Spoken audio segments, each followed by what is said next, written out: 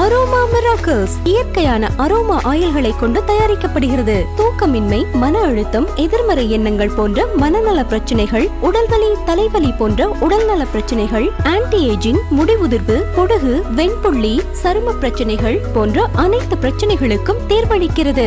Aroma miracles.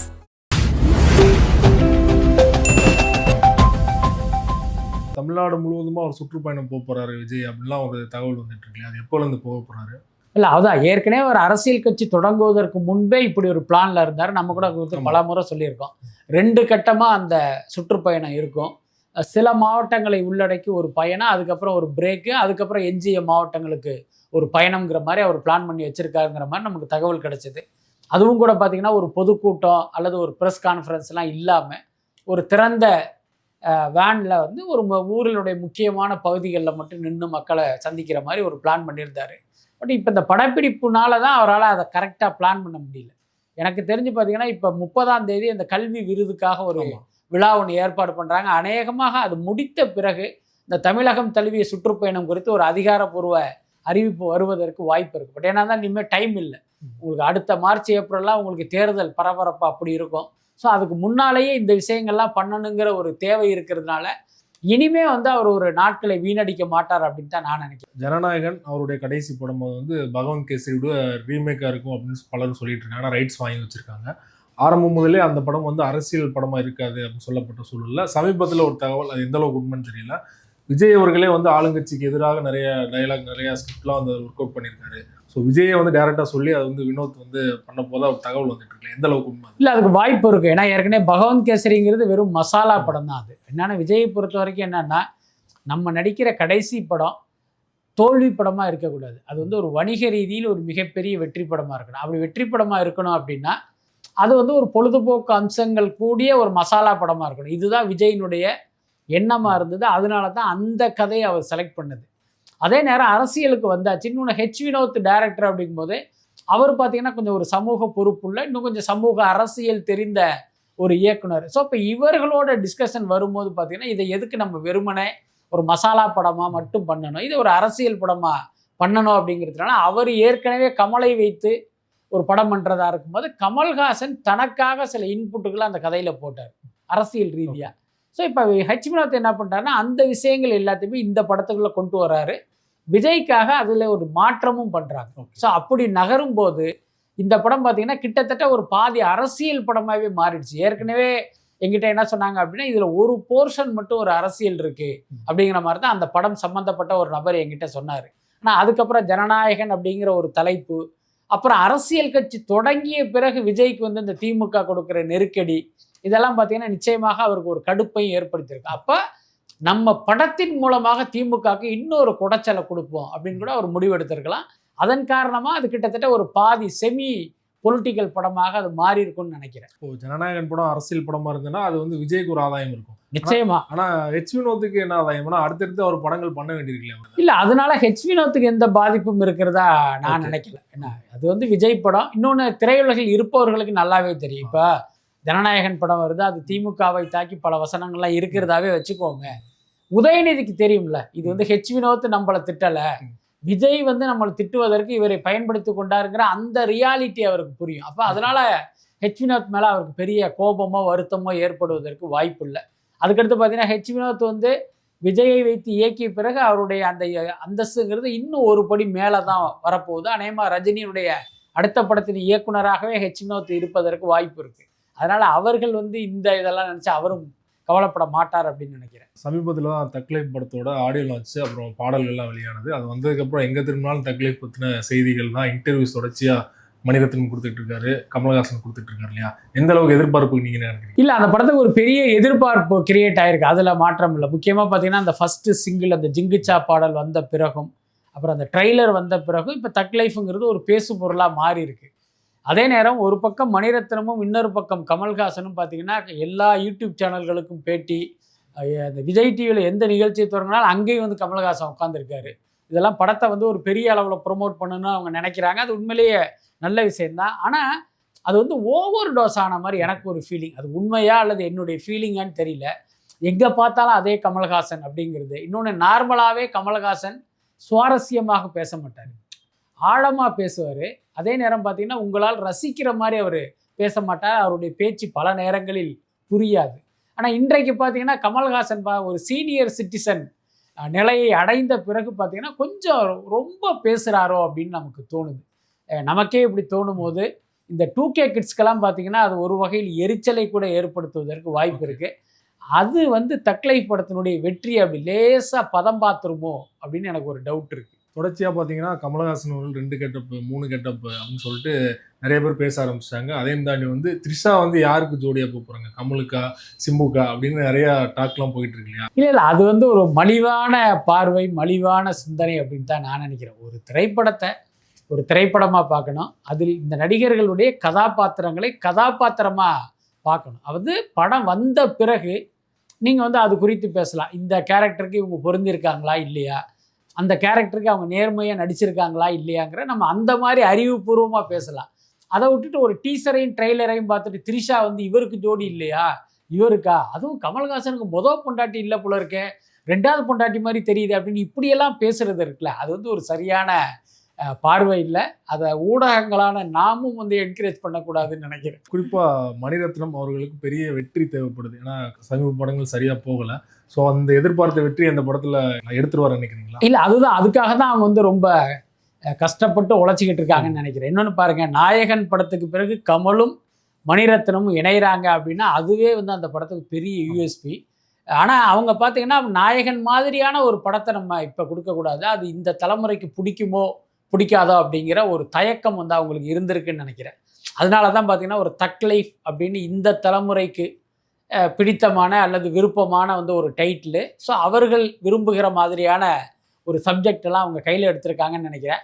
But இப்போ நமக்கு அந்த படம் தனிப்பட்ட முறையில் ஈர்க்குதோ இல்லையே, இந்த இளைஞர்களுக்கு அது ஒரு பிடித்தமான படமாக இருக்கும் அப்படின்னு தான் நான் நினைக்கிறேன். இன்னும் சொல்லப்போனால் மணிரத்னம் கூட அதை மனசில் வச்சுக்கிட்டு அந்த படத்துக்கான காஸ்டிங்கே பண்ணியிருப்பாருன்னு நினைக்கிறேன். இப்போ சிம்புலாம் அந்த படத்துக்குள் வந்ததற்கான காரணம் என்னவா இருக்குன்னு எனக்கு தோணுது அப்படின்னா, இப்போ சிம்புவை போட்டோம் அப்படின்னா ஆட்டோமேட்டிக்காக அந்த இளைஞர்கள் தியேட்டருக்குள்ளே வருவாங்க, அவர்களுக்கான படமாக அதை அவங்க தூக்கிட்டு போவாங்க அப்படிங்கிற அந்த நம்பிக்கை தான் நினைக்கிறேன். அது கிட்டத்தட்ட நிறைவேறும் அப்படின்னு தான் நான் நினைக்கிறேன். பார்க்கலாம். குறிப்பாக ஆடியோ லான்ச்சில் ஆகட்டும், இன்டர்வியூஸில் ஆகட்டும், கமலை விட அதிகமான ஒரு கைத்தட்டல், ஒரு விசில் சத்தம் சிம்பு அவர்கள் கிடைக்குது. மேடையில் கமலஹாசன் அவர்கள் முகத்தை தான் காட்டுறாங்க இல்லையா? அதாவது சிம்புவுக்கு அதிக கைத்தட்டல் கிடைப்பதை கமலஹாசன் ஒரு பொறாமையோடையோ ஆதங்கத்தோடையோ நிச்சயமாக பார்க்க மாட்டார். நான் ரொம்ப உறுதியாக நம்புகிறேன். என்ன காரணம், கமலுடைய அந்த திரை வாழ்க்கையில் இந்த மாதிரி கைத்தட்டல்கள் எத்தனையோ பேருக்கு கிடைச்சதை அவர் பார்த்துருப்பாரு. அப்படி கைத்தட்டல் கிடைக்கப்பட்டவர்கள் நீண்ட காலம் திரையுலகில் இல்லாமல் சட்டுன்னு காணாமல் போனதே அவர் பார்த்துருப்பாரு. அதனால் இந்த கைத்தட்டல் அப்படிங்கிறதே ஒரு நிரந்தரமானது கிடையாது, நிலையானது கிடையாது. அதனால் இதெல்லாம் கமல் ஒரு பெரிய விஷயமா எடுத்துருக்க மாட்டேன். இப்போ உதாரணத்துக்கு நம்முடைய திரை வாழ்க்கையில், திரை அனுபவத்தில் நாங்கள் இந்த மாதிரி நிறைய பார்த்துருக்கோம். இப்போ உதாரணத்துக்கு ஆட்டோகிராஃப்னு ஒரு படம் வருது. அப்போ சேரன் தான் எங்கே பார்த்தாலும் பெரிய பரபரப்பாக பேசப்படுறாரு. தேவி தியேட்டரில் ஒரு ஃபங்க்ஷனு, அன்றைக்கு முன்னணியில் இருக்கிற பல பேர் அந்த விழாவில் இருக்காங்க. ஆனால் சேரன் பேரை சொல்லும் போது மொத்த தியேட்டருமே கைத்தட்டினதெல்லாம் நம்ம பார்த்தோம். அதுக்கப்புறம் இன்னும் ஏதோ ஒரு சந்தர்ப்பம், எஸ்ஜே சூர்யா அந்த நியூ மாதிரி ஏதோ ஒரு படம் அவர் பெரிய அளவில் வெற்றி அடைந்து இதே மாதிரி எஸ்ஜே சூர்யா பேர் சொல்லும் போது மொத்த அரங்கமும் கைத்தட்டினதை பார்த்தோம். அதுக்கப்புறம் அந்த ஜெயம் படம்னு நினைக்கிறேன், அப்போ ஜெயம் ரவின்னு ஒரு நடிகர் உள்ளே வர்றாரு. இதே மாதிரி ஒரு ஃபங்க்ஷனுக்கு போகும்போது ஜெயம் ரவி பேரை சொல்லும்போது அந்த மேடையில் அன்றைக்கு முன்னணி கதாநாயகனுக்கு கிடைத்த கைத்தட்டலை விட அதிகமாக அவருக்கு கிடைச்சிது. இதே மாதிரி தனுஷுக்கு கிடைச்சிது. இந்த மாதிரி ஒவ்வொரு காலகட்டத்திலையும் ஒருத்தருக்கு ஒரு பெரிய இது கிடைக்கும் போது அதுக்கு பெரிய ரெஸ்பான்ஸ் இருக்குது. இப்போ சமீபத்தில் கூட ஏதோ ஒரு விழாவுக்கு போனால் அங்கே பிரதீப் ரங்கநாதன் பேர் சொல்லும் போது மற்றவர்களுக்கு கிடைக்காத கைத்தட்டல் அவருக்கு கிடைச்சது நம்ம கண்ணாலேயே பார்த்தோம். அதனால் இது பார்த்திங்கன்னா காலத்திற்கேற்ப இந்த கைத்தட்டல்ங்கிறது அப்படியே வெவ்வேறு இடங்களுக்கு போயிட்டே இருக்கும். அதெல்லாம் கமலை பொறுத்த வரைக்கும் ஒரு பெரிய விஷயம் இல்லை. எல்லாத்துக்கும் மேலே இந்த படத்தை பொறுத்த வரைக்கும் கமல்ஹாசன் பர்பஸாகவே சிம்புவுக்கு இதில் ஒரு நிறைய ஸ்பேஸ் கிடைக்க வச்சிருக்காரு. அதுதான் முக்கியமான விஷயம். போஸ்டரில் ஈக்குவலாக தான் இருக்கு. ஆமாம், நான் ஏன் கிடைக்க வச்சார் அப்படின்னு சொன்னதுக்கு முக்கிய காரணம் என்னென்னா, இந்த கேரக்டரில் நடிக்கணும் அப்படின்னு நீங்கள் வேறொரு ஹீரோ கிட்ட போயிருந்தால் நிச்சயமாக நடிக்க ஒத்துக்க மாட்டாங்க. ஆனால் சிம்புவை பொறுத்த வரைக்கும் இது கமல்ஹாசனுக்காக இப்படி ஒரு கேரக்டரில் அவர் நடிக்கிறாரு. ஸோ அந்த நன்றி கடனாக கூட இவருக்கு அதிக ஸ்பேஸ் இந்த படத்தில் கிடைக்கணும் அப்படின்னு கமல் நினச்சிருப்பாருன்னு நினைக்கிறேன். என்ன ரீசனால மற்ற நடிகர்கள் நடிக்க மாட்டாங்க? அது நீங்கள் படம் பார்க்கும்போது உங்களுக்கு அந்த சர்ப்ரைஸ் தெரியும். ஏன்னா கண்டிப்பாக ஆமாம், ஸ்பாயிலர் ஆயிரும். ஆமாம், ஸ்பாய்லருங்கிறத விட அந்த இதை உடைக்க வேணாம்னு நினைக்கிறேன். அதனால பார்த்தீங்கன்னா ஸோ நமக்காக நம்ம மேலே வச்ச அன்புனால சிம்பு இப்படி ஒரு கதாபாத்திரத்தில் நடிக்கிறாரு. அப்போ அவருக்கு வந்து நம்ம ஒரு கைமாறு செய்யணும், அது இந்த படத்துலேயே செய்யணும் அப்படின்னு கமல் நினைத்ததனுடைய விளைவு தான் இதெல்லாம். அதுக்கடுத்து பார்த்தீங்கன்னா இந்த ஆடியோ லான்ச் நடந்தது வந்து ஒரு கல்லூரியில். அங்கே அந்த விழாவினுடைய பார்வையாளர்கள் யார் அப்படின்னா அந்த கல்லூரி மாணவர்கள். ப்ளஸ் எப்பயுமே சிம்பு வந்து எந்த விழா பண்ணாலும் அவருடைய ரசிகர்களை வந்து பெருமளவில் திரட்டிடுவார். ஸோ அவர்களுடைய கைத்தட்டல் தான் அங்கே கேட்டது. இப்போ சிம்பு மாதிரி கமல்ஹாசன் வந்து மணிரத்னத்துக்கிட்ட போய் இல்லை ஏன் ரசிகர்களுக்கும் கொஞ்சம் சீட்டு வேணும், பாஸ் வேணும்லாம் நிச்சயமாக கேட்டிருக்க மாட்டார். அப்படி ஒருவேளை கமல்ஹாசன் நினைத்து அவருடைய ரசிகர்களை அந்த அரங்கத்தில் நிறைச்சிருந்தார் அப்படின்னா அவருக்கும் கைத்தட்டல் பெரிய அளவில் விழுந்திருக்கும். கைத்தட்டலையும் தாண்டி வந்து சிம்பு அவர்கள் படங்கள் நடித்தாலும் சரி நடிக்காட்டினாலும் சரி அவருக்கான ஒரு இமேஜ் வந்து ரசிகர்கள் மத்தியில் அப்படியே தான் இருக்குது. அதுக்கு என்ன காரணம் நினைக்கிறீங்க? இல்லை, அதுதான் அந்த ரசிகர்களுக்கும் தனக்குமான அந்த பிணைப்பை வந்து அவர் இப்போ எப்பயுமே ரினியூவல் பண்ணிக்கிட்டே இருப்பார். பொதுவாக மற்ற ஹீரோக்கள்லாம் என்னன்னா ரசிகர்களுக்கும் தனக்குமான அந்த ரிலேஷன்ஷிப் பார்த்தீங்கன்னா ஒரு படம் ரிலீஸ் ஆகும் போது தான் நடக்கும். ஒரு தியேட்டருக்கு போகிறது, கை காட்டுறது, திடீர்னு அவங்களோட ஃபோட்டோ எடுத்து இந்த மாதிரியான விஷயங்கள் நடக்கும். இவரை பொறுத்த வரைக்கும் பார்த்தீங்கன்னா படத்தில் நடிக்கிறாரோ இல்லையோ ஏதோ ஒரு அறிவிப்பு, ஏதோ ஒரு புதுப்பட அறிவிப்பு அல்லது ஏதோ ஒரு ஸ்டெண்டை பண்ணி அந்த ரசிகர்களோட தன்னுடைய கனெக்ஷனை வந்து அப்படியே ரினியூவல் பண்ணிக்கிட்டே இருப்பார். அது ஒரு முக்கியமான காரணம் அப்படின்னு நினைக்கிறேன். தொடர்ச்சியாக டாஸ்மாக் ரைடை தொடர்ந்து ஆகாஷ் பாஸ்கரன் எங்கே இருக்காரு, 3 பெரிய படங்கள் 450 கோடி பட்ஜெட் அப்படின்னு சமீப காலமாக அவருடைய வளர்ச்சி வந்து அசுர வளர்ச்சியாக இருக்குது. எங்கே இருக்கார், தலைமறைவாயிட்டார் அப்படின்னு பல செய்திகள் போயிட்டு இருக்கு. அதான் எங்கே இருக்கார் அப்படிங்கிறது அமலாக்கத்துறைக்கு தான் தெரியும். அவங்களுக்கே தெரியுறாங்க. இல்லை, அவங்களுக்கு தான் தெரியும் அப்படின்ற என்ன ஒருவேளை அவங்களுக்கு தெரியாமலும் இருக்கலாம். பட் ஆனால் பார்த்தீங்கன்னா எப்பயுமே வந்து நம்ம தமிழ்நாட்டில் ஒரு விஷயம் பரபரப்பாக பேசுது அப்படின்னா அந்த உண்மை வந்து ஒரு 10% அப்படின்னா இங்கே இருக்கிற ஊடகங்கள் எழுதுகிற அந்த கட்டுக்கதை இருக்குல்ல, அது வந்து பார்த்திங்கன்னா பயங்கரமாக இருக்குது. கிட்டத்தட்ட இந்த டான் பிக்சர்ஸ் விவகாரத்துலேயும் அப்படி தான் இவங்க கட்டுக்கதைகளை எழுதிக்கிட்டு இருக்காங்க. என்ன காரணம்னா இன்றைக்கி சோஷியல் மீடியாவும் ஒரு பெரிய சக்தியாக இருக்கிறதுனால யார் என்ன சொன்னாலும் வந்து ஒரு வியூஸ்க்காக ஒரு பரபரப்பை ஏற்படுத்துங்கிறதுனால கண்டதையும் போட்டுக்கிட்டு இருக்காங்க. அதுக்கு ஒரு பெரிய உதாரணம் பார்த்திங்கன்னா இந்த ஆகாஷ் பாஸ்கரன் சமீபத்தில் ஒரு பார்ட்டி வச்சார், அதில் வந்து 40 நடிகைகள் கலந்து கொண்டாங்க அப்படின்னு ஒரு செய்தி. அதை பார்க்கும்போதே எனக்கு உண்மையிலேயே சிரிப்பு வந்தது. என்ன காரணம்னா நீங்கள் 40 நடிகைகளுடைய லிஸ்ட்டை போட்டு பாருங்கள், நான் சொல்கிறதுனுடைய உண்மை புரியும். 10 நடிகைகளுக்கு மேலே உங்களால் எந்த நடிகை பேருமே ஞாபகத்தில் இருக்காது. அந்த அளவுக்கு இங்கு நடிகைகள் பஞ்ச தலை விரித்து ஆடுறதை நம்ம பார்க்குறோம். அப்படி இருக்கும்போது இந்த பார்ட்டிக்கு வந்து 40 நடிகைகளை எங்கேருந்து போய் திரட்டினாங்கன்னு எனக்கு தெரியல. அதுக்கப்புறம் அந்த பார்ட்டிக்கு வந்த நடிகைகளுக்கெல்லாம் 45 லட்சம் மதிப்புள்ள பேக்கை கொடுத்தாங்களாம் அப்படின்னு சொல்லிட்டு ஒரு பிராண்டை வேற மென்ஷன் பண்ணுறாங்க. எனக்கு தெரிஞ்ச அந்த பிராண்டில் வந்து ஒரு அதிகபட்சம் 4 லட்சம் மதிப்புக்கு தான் ஹேண்ட்பேக் இருக்குது, 45 லட்சத்துக்கெல்லாம் கிடையாது. இது இந்த வதந்தியை பரப்புகிறவர்களுக்கு இந்த உண்மை தெரியுமோ தெரியாதா தெரியல. அதுக்கப்புறம் என்னென்னா இந்த டான் பிக்சர்ஸுடைய அந்த ப்ராஜெக்ட் வேல்யூவாக 450 கோடி அப்படின்லாம் சொல்கிறாங்க. அதுவும் கூட ஒரு மிகைப்படுத்தப்பட்ட நம்பராக தான் நான் பார்க்குறேன். என்னென்னா அவங்கள பொறுத்த வரைக்கும் இட்லி கடைன்னு ஒரு படம் பண்ணுறாங்க, அதுக்கப்புறம் பார்த்தீங்கன்னா பராசக்தின்னு ஒரு படம் பண்ணுறாங்க, அதுக்கடுத்து சிம்புவை வச்சு ஒரு படம் பண்ணுகிற முயற்சியில் இருந்தாங்க. ஒரு பூஜை போட்டதோடு அது நின்று போச்சு. அதுக்கடுத்து பார்த்தீங்கன்னா இப்போ இட்லி கடையினுடைய பட்ஜெட்டே கிட்டத்தட்ட ஒரு 105 கோடி 110 கோடிங்கிற மாதிரி தான் சொன்னாங்க. ஆமாம். அதுக்கப்புறம் பார்த்தீங்கன்னா இப்போ அதை விட குறைவான பட்ஜெட் தான் பராசக்தி. அப்படி இருக்கும்போது 450 கோடி 550 கோடிங்கிறதெல்லாம் இந்த சமூக ஊடகங்களில் உட்காந்துக்கிட்டு புரளி பேசுகிறவர்களுடைய கற்பனையாக தான் அதை நான் பார்க்குறேன். பராசக்தி படம் வந்து வெளியாகுமா குறிப்பிட்ட தேதியில், ஏன்னா ஜனநாயகனோட போட்டி போட போகுது அப்படின்னு தொடர்ச்சியாக ஒரு பேச்சு வந்துகிட்டு இருக்கு. இந்த சூழலில் படப்பிடிப்பு எப்போ நடைபெறும்? ஏன்னா படப்பிடிப்பு ஸ்டாப் ஆயிடுச்சு, குறிப்பிட்ட தேதியில் வரும்னு நினைக்கிறீங்களா?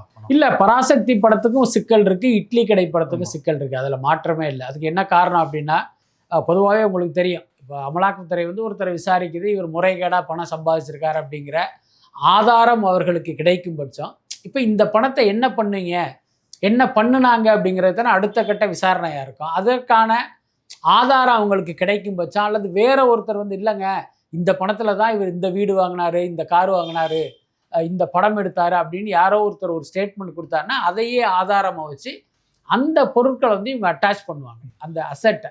ஸோ அப்படி இருக்கும்போது இவரே இந்த படம் எடுத்தது அந்த பணத்தில் தான் அப்படின்னா இப்போ இந்த படத்தை அவங்க அட்டாச் பண்ணுறதுக்கு வாய்ப்பு இருக்குது. இந்த பிரச்சனையினால் இவங்க குறிப்பிட்ட நாட்களில் இந்த படங்கள் ரிலீஸ் ஆகுது நிச்சயமாக தடைப்படும். இப்போ உதாரணத்துக்கு இட்லி கடை பார்த்தீங்கன்னா அக்டோபர் 1 ஆல்ரெடி அவங்க டேட்டு குறிச்சிட்டாங்க.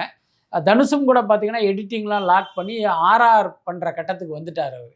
அப்படி வந்து ஃபர்ஸ்ட் காப்பி ரெடி ஆனாலும் இந்த பிரச்சனை தீராமல் அந்த 1ஆம் தேதி அந்த படம் வர்றதுல ஒரு சிக்கல் இருக்குது. அதே மாதிரி பராசக்தி 2026 பொங்கல்னு முடிவு பண்ணியிருக்காங்க. இன்னும் பார்த்தீங்கன்னா கிட்டத்தட்ட ஒரு 40 நாள் படப்பிடிப்பு இருக்குது. இப்போ 40 நாள் அப்படின்னா என்னுடைய கணிப்பு ஒரு 20-25% காட்சிகள் எடுக்க வேண்டியது இருக்குன்னு நம்ம கணக்கில் எடுத்துக்கலாம். ஸோ இப்போ அது பண்ணுறதுலேயே இப்போ ஒரு சிக்கல் இருக்கும்போது எப்படி அவங்களால அந்த தேதியில் படத்தை கொண்டு வர முடியும்? அதனால் இந்த பிரச்சனைகள் எல்லாம் சார்ட் அவுட் ஆகாத வரை குறிப்பிட்ட தேதியில் அந்த 2 படங்களும் வருவது வந்து சிக்கல் தான். அதே நேரம் சிம்பு நடிப்பில் ஆரம்பிக்கப்பட்ட படம் பார்த்தீங்கன்னா இன்னும் ஷூட்டிங் போகலை. அதனால் இப்போ சிம்பு வந்து வேறொரு தயாரிப்பாளருக்கு அந்த ப்ராஜெக்டை நகர்த்துற ஒரு முயற்சியில் ஈடுபட்டதா ஒரு தகவல் இருக்கு. அப்படி வேறொரு தயாரிப்பாளரிடம் அது போகும் பட்சம் அந்த படம் வந்து ஸ்மூத்தாக போயிடும்.